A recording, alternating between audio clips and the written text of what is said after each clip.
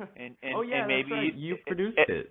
yeah, and maybe you should mix an album, and I'd love to hear it, and then put it up on a Right. board and let's all talk about it. Yeah. And I guess sometimes I'm looked at as being a bit of an ass, but it's like I don't let people walk all over this band. Yeah, I'm the whenever first guy that will put on gloves and get in the ring with someone. But that's good because I mean you don't have to necessarily always reply to them, but what are they to say that the production on the album's bad? You produced the album, and honestly, I think the production's really good, and I'm just saying that because I'm talking to you. I think the entire album is great in general. Well, you can't argue with, I'm always striving as a producer to make things better and improve, and I think we've done that from Reborn to now. Each record's gotten better, in my opinion. But, the reviews, some of our harshest critics, people that don't like the band, have said the production sounds great. So, I mean, I believe, I have ears. I've been doing this for a long time. I think the record sounds great. I don't hear a problem with the production.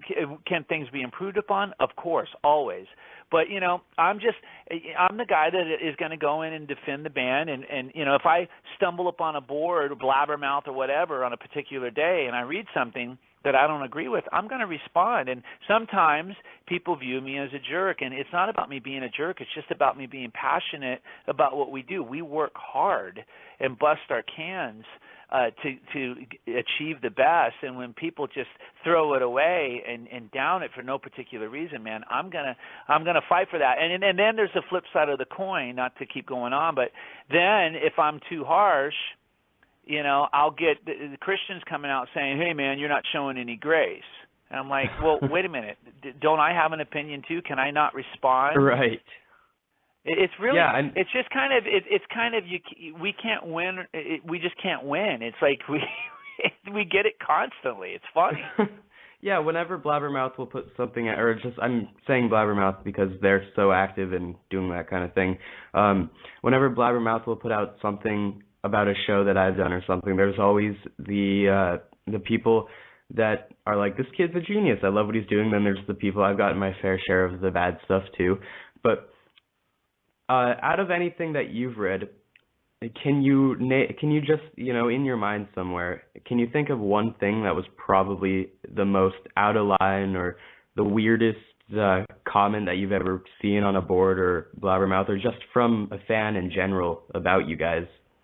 Oh gosh, it really irks me when people say we're not real. How can we be real Christians when we do this and do that, and that irks the heck out of me. And because they're not walking in our shoes, they're not living our lives. They don't know what's going on behind the scenes. And I'll tell you right now, behind the scenes, we practice what we preach, plain and simple.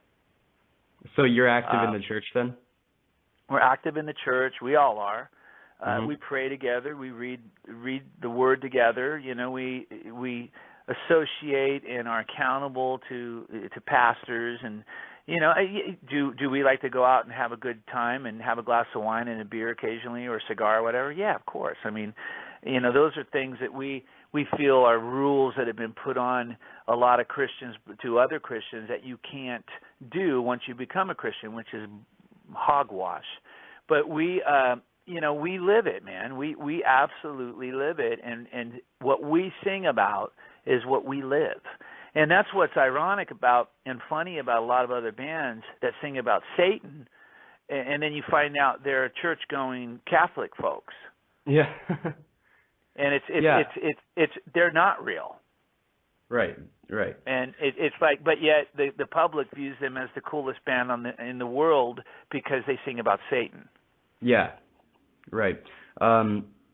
Now, of course, you look back at bands like Motley Crue and Ozzy Osbourne from the 80s and everything, and it was really no secret that they were partying, doing drugs, drinking, living the rock star life every night, because they, that was their thing. But since you guys were since you guys are a Christian hard rock and heavy metal band, whenever you were going to go live the rock star lifestyle, did you feel like you had to hide it a little bit more than somebody like Motley Crue would?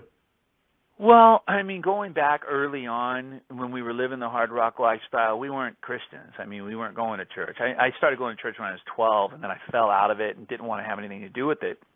And from the age of 13, your age, to the age of 20, I was playing backyard parties and then moved into clubs and was drinking with Stephen Piercy and smoking cigarettes out on Sunset Strip and, different women every night and that whole thing at a very early age. I guess I kind of got it out of my system.